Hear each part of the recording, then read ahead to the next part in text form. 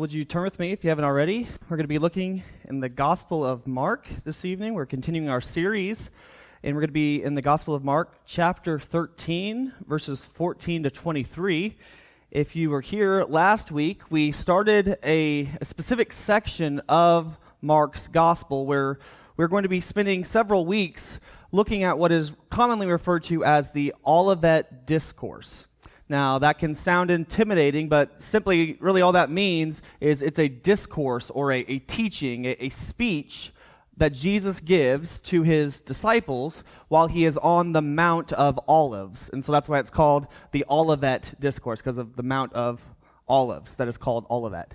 And so it's just the location of this specific sermon or teaching that Jesus is giving. And if you remember, we find Jesus here giving this sermon in Holy Week or Passion Week. So this is the final week of Jesus' life. So Jesus is on his way to die on the cross for the sins of the world. So he dies on Friday, and the events that we're looking at here are most likely Tuesday evening, possibly Wednesday, but it's most likely Tuesday evening. And if that's the case, then that means all day Tuesday he's been in the temple debating and discussing with the religious leaders who have been asking him a series of different theological questions, trying to catch him in his words, trying to discredit him and his ministry. And we see how Jesus constantly is just able to answer them quickly with wisdom. And then he actually puts them back on their heels by asking them questions that they cannot answer themselves. And so eventually they just kind of give up. And then Jesus kind of gives a final condemnation to the religious leaders and Israel in their worship and practice in the temple as a whole, because though they look beautiful on the outside, there's people, the temple is beautiful, their worship is fruitless, it's barren. And so Israel is not bearing fruit, it's not truly worshiping and honoring God. And so Jesus is fed up with Israel and their hypocrisy, and specifically with their religious leaders. And so Jesus makes that final judgment to them. And now, as what we find in the Olivet Discourse, starting in chapter 13, is that Jesus, as he's walking out, one of the disciples may be trying to, lighten the mood because of all of the heaviness of the day. He points to the temple and is like, well, do you see how beautiful and how great the stones are? And just he's so impressed by the temple because the temple was just a massive, amazing structure. I mean, it was one of the wonders of the world at the time. And so this is just a massive unit in the ancient world. And so one of the disciples is saying, like, well, at least the temple's beautiful. And then what Jesus does is he says that this temple is going to be destroyed. He says that in the text, you actually kind of see it right here. He says, "Do you see these great buildings? Not one stone shall be left upon another that shall not be thrown down." And so Jesus basically does not care about how beautiful the building is or how nice the stonework is, because he says ultimately if what's going on the inside is not honoring God, that he could care less what the outside looks like. And so he says that this temple will be cast down. It will be destroyed. And this, of course, sparks some questions that the disciples have. And so it says that eventually 4 of the disciples, so 4 of the 12, they go to Jesus and they say, okay, so tell us more. What exactly do you mean by there will not be one stone that will be left upon another when we're talking about this massive temple that took forever to be rebuilt? And then even though after it was rebuilt, we know that there was later additions that were added. So we haven't even had it for very long in the great structure that it looks like today. So what do you mean by this? And so what we find is that it's actually James, John, Peter, and Andrew. So those are the 4 fishermen. So those are the brothers or the sons of Zebedee, and those would be Peter and his brother Andrew. Those are the 4 that are coming to Jesus with these specific questions, and they're asking him as he is at the Mount of Olives. So this would be a mountaintop that has a lot of Old Testament richness, significance to it, specifically with the Messiah. But they're asking him while he's on this. But what's interesting is as they're asking it, and he starts to give this sermon or this discourse, the view that they would have had of the temple is just amazing. They would have been probably around 100, 150 feet overlooking Israel, the city, and the temple. And from the distance, the temple could even kind of look like a golden mountaintop. So they're on a mountain looking at this beautiful temple structure as Jesus says what's going on here. And now they're asking, okay, so when will these things be? and what will be the sign of these things to come. And so, I did, if you remember last time, I kind of zeroed in to look at those questions, because how you understand what they're asking here actually will frame the way that you understand what Jesus starts to teach here. And last week I tried to be really practical as much as I could.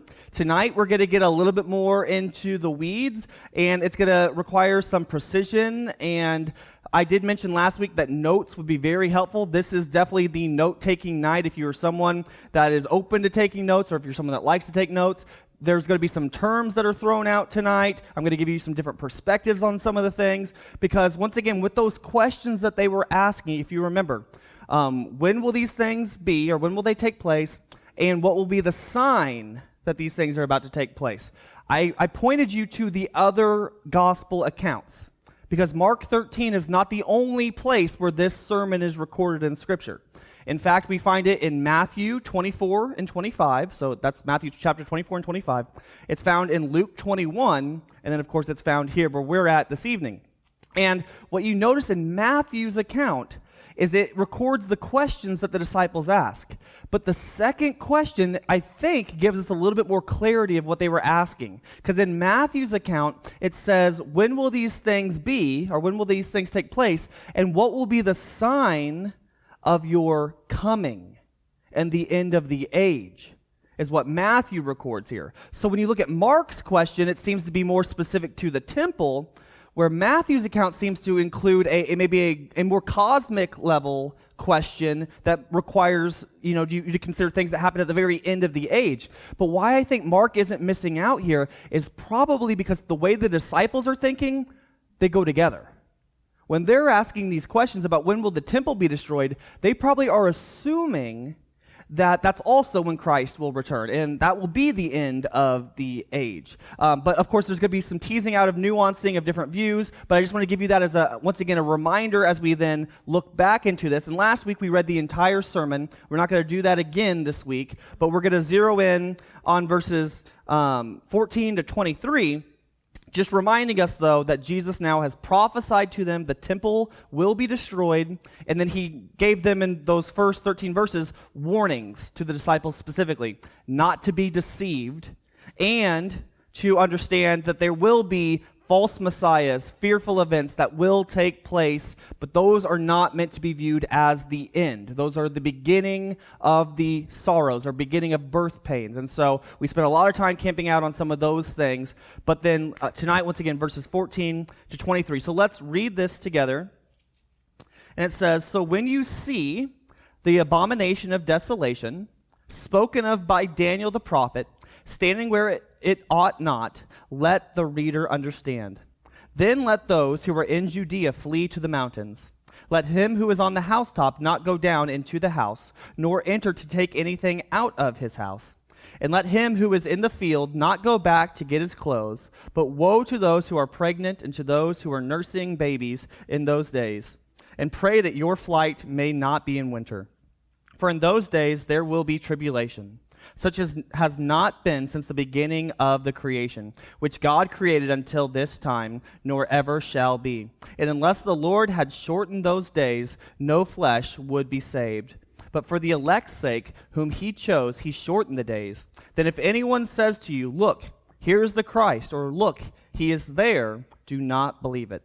For false Christs and false prophets will rise and show signs and wonders to deceive, if possible, even the elect. But take heed, see, I have told you all things beforehand." Okay, so Jesus has given them the prophecy to spark the discussion. He's been giving them these warnings, and he kind of even repeats a little bit about, at the very end right there, about the false Christ, false teachers that may arise, that they must be alert, paying attention.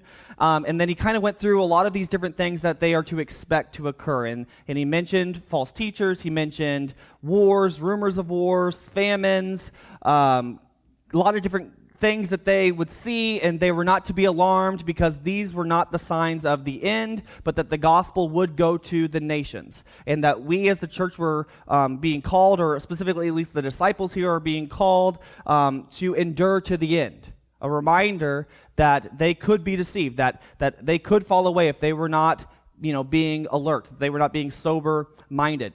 Well, now he goes to a very specific thing that I think is really going to be pivotal in this message, which typically is called the Abomination of Desolation. And what we'll find tonight is there's a lot of debate over this term of what it means and where and when it occurs. But he mentions specifically in verse 14 where he says, so when you see the abomination of desolation spoken of by Daniel the prophet, standing where it ought not, let the reader understand, then let those who are in Judea flee to the mountains. So what we see here is that he tells them that they need to be on the lookout for something. There's something that when you see this, there needs to be a response.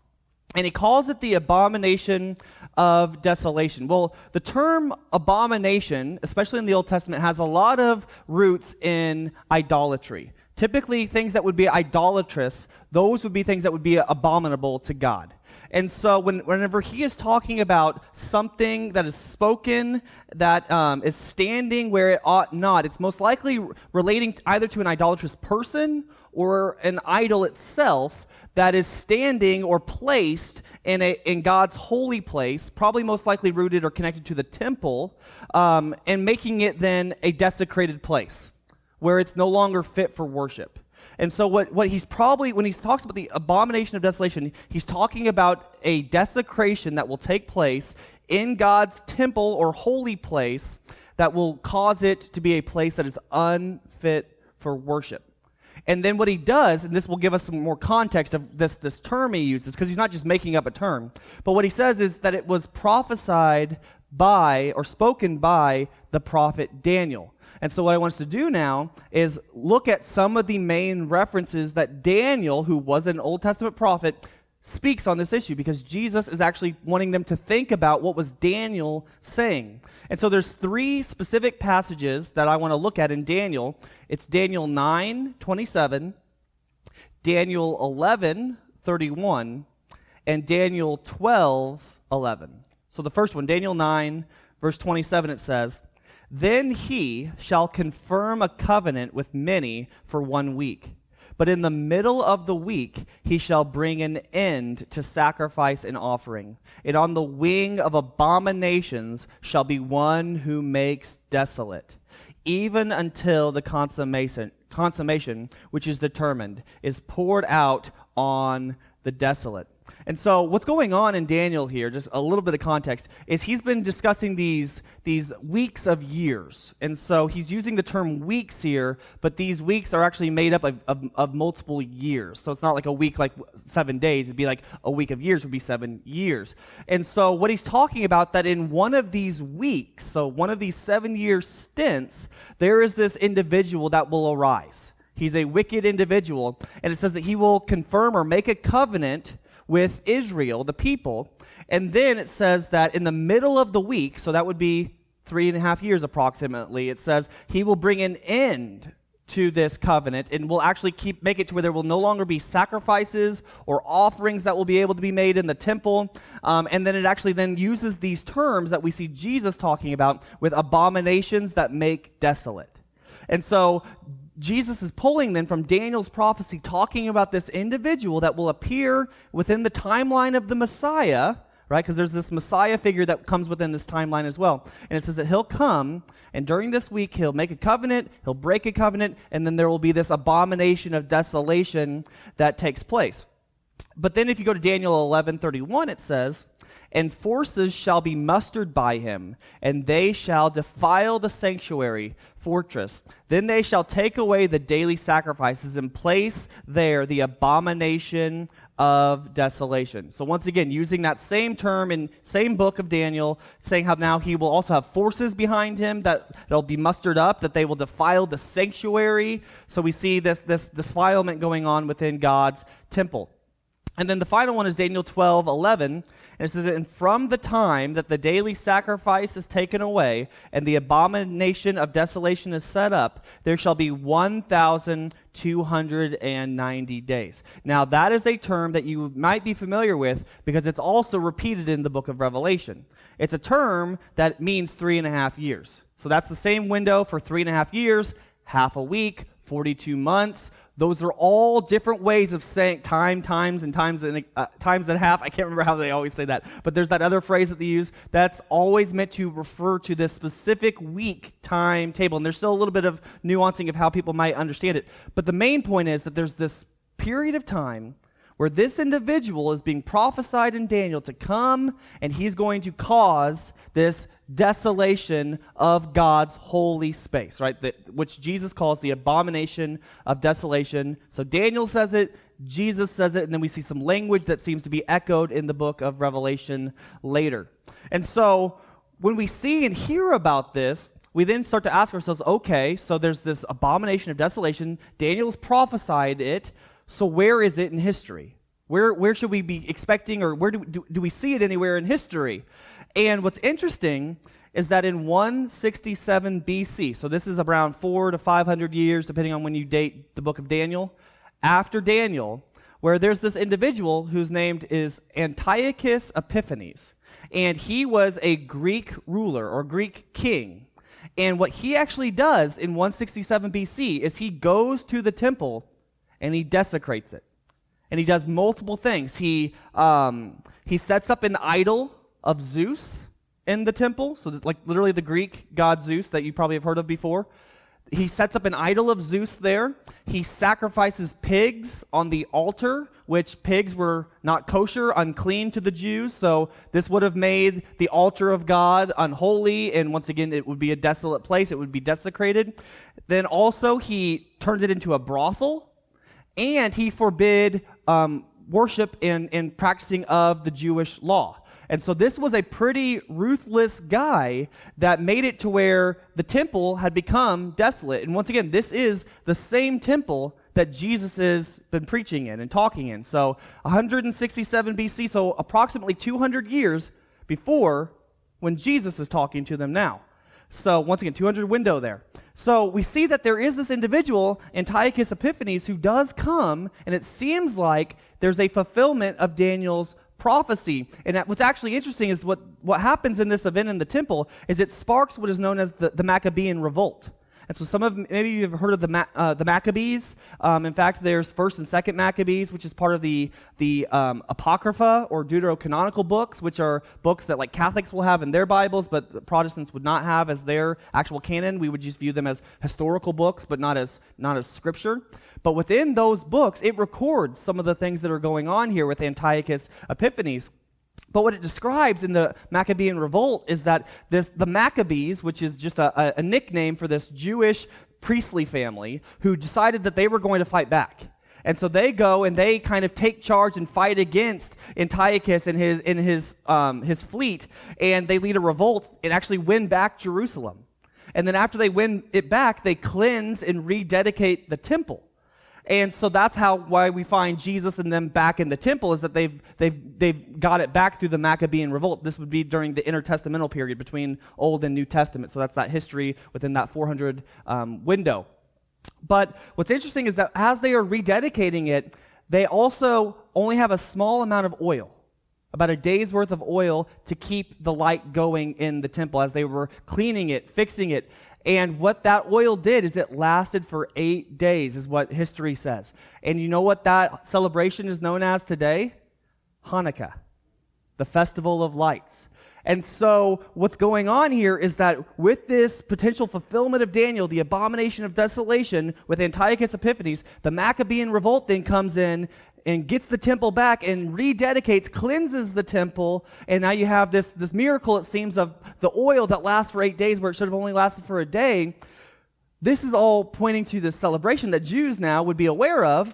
And so now when Jesus is coming in with this sermon and he's talking about the destruction of this temple, they probably have all of this in their background filtering through. As they're thinking, the abomination of desolation, Daniel, he prophesied it, we thought it already happened. Well, what Jesus is now telling us here, as it seems, is that he is prophesying that another desecration was coming.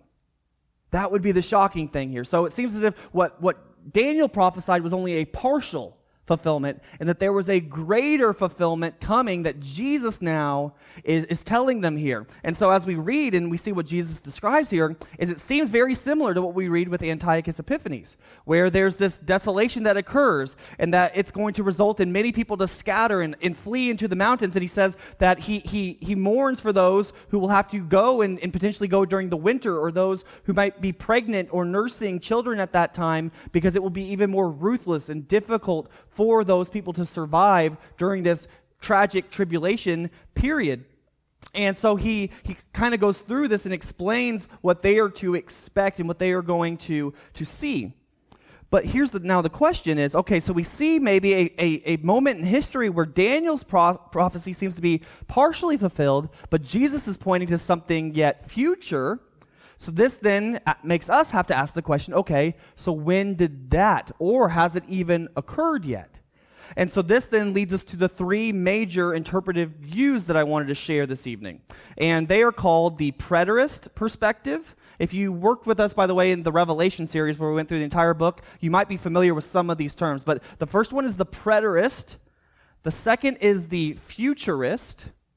And then the final is what I would call a dual fulfillment, or near-far view of prophecy. There is one other view that I, especially in Revelation, talked about, which was the idealist, but typically that view really will kind of take one of the other views when it comes to this sermon specifically. So I'm not going to spend a lot of time with the idealist, so I'm going to primarily look at the preterist, the futurist, and the dual fulfillment near-far view of prophecy. So, how do they understand what Jesus is saying here in verses 14 to 23?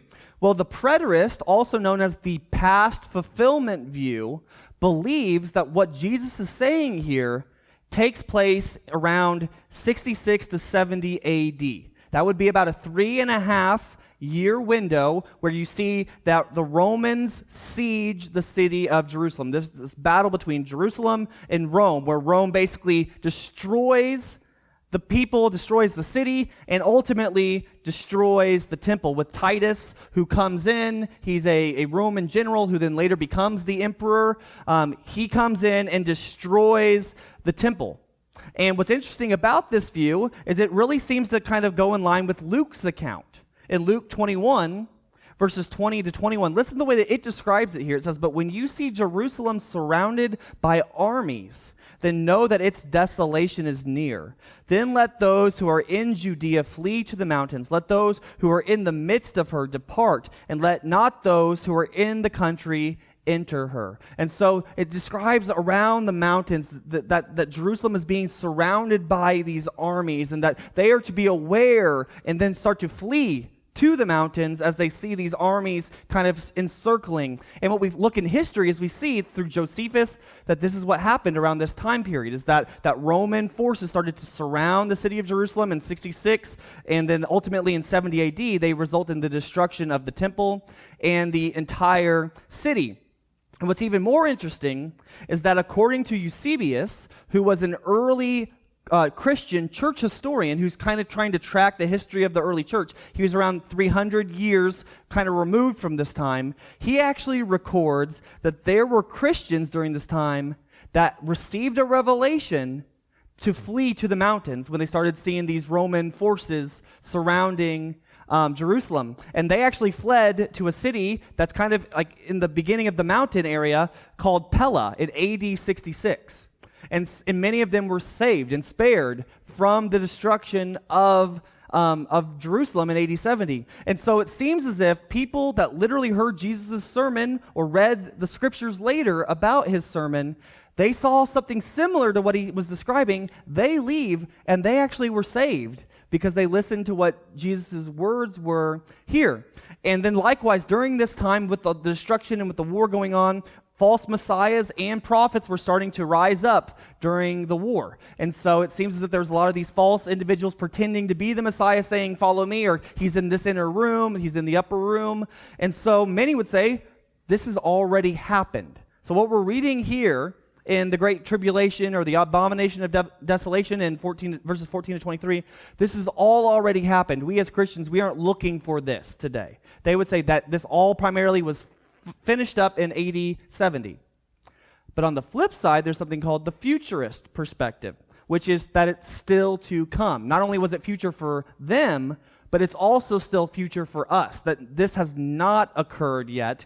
And what they are then looking for is a future desecration of the temple connected to what we would typically refer to as the Antichrist. And so what they would do is they'd pull verses like 2 Thessalonians chapter 2, verses 3 and 4.